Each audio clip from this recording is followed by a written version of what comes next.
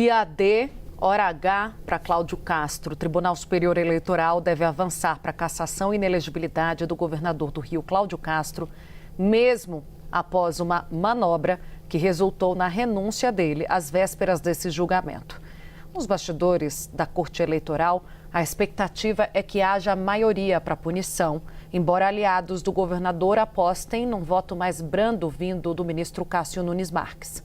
Nunes Marques pediu vista do processo no dia 10 de março, interrompendo o julgamento, e agora sinaliza para um voto prevendo apenas a aplicação de multa, sem avançar para medidas mais severas como inelegibilidade. Essa é a aposta da defesa de Cláudio Castro.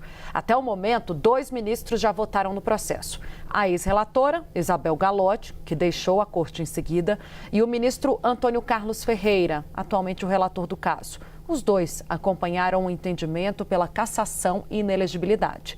Na sequência de Nunes Marques, também devem votar os ministros Floriano de Azevedo Marques, Carmen Lúcia, André Mendonça e Estela Aranha. Para a formação da maioria, são necessários ao menos 4 votos. Se o TSE confirmar a inelegibilidade, Castro ficará impedido de disputar as eleições por até 8 anos, o que inviabilizaria, em tese, ele a se candidatar ao Senado.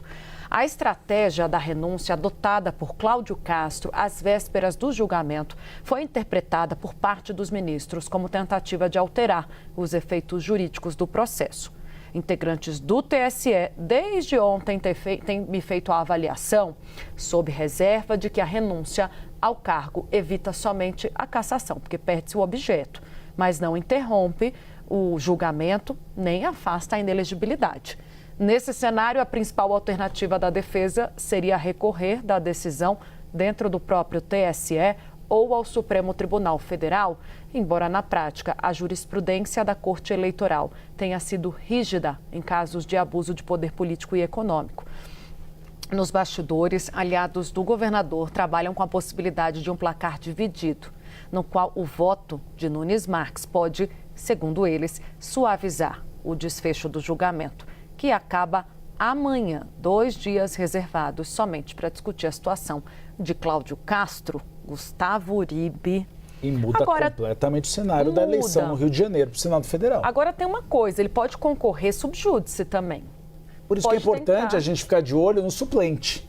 Pode tentar recurso no TSE, no Supremo, e com essa decisão favorável, se assim for, ainda assim ser diplomado. Se chegar lá em dezembro com essa decisão, ganhar eventualmente a eleição com a candidatura sub júdice, ele pode ser diplomado, se não houver nenhum desfecho ainda, sentar na cadeira de Senado e concluir os 8 anos, mesmo que o entendimento seja pela inelegibilidade, veja só. E Brasil, isso é um problema, porque a gente vê isso em todas as eleições.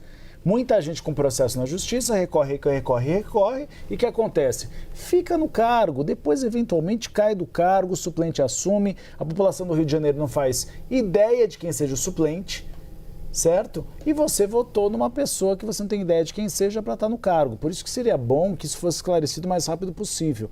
Mas não é. Claro, ele tem o direito de recorrer até as últimas instâncias, isso é um direito de qualquer brasileiro. Apesar de que muitos brasileiros não têm esse direito, muitos deles na primeira instância estão presos, porque não tem dinheiro, não tem advogado bom. Mas nesse caso ele tem essa possibilidade e aí a população do Rio de Janeiro pode votar em um nome que eventualmente pode ficar no cargo ou não, dependendo da situação.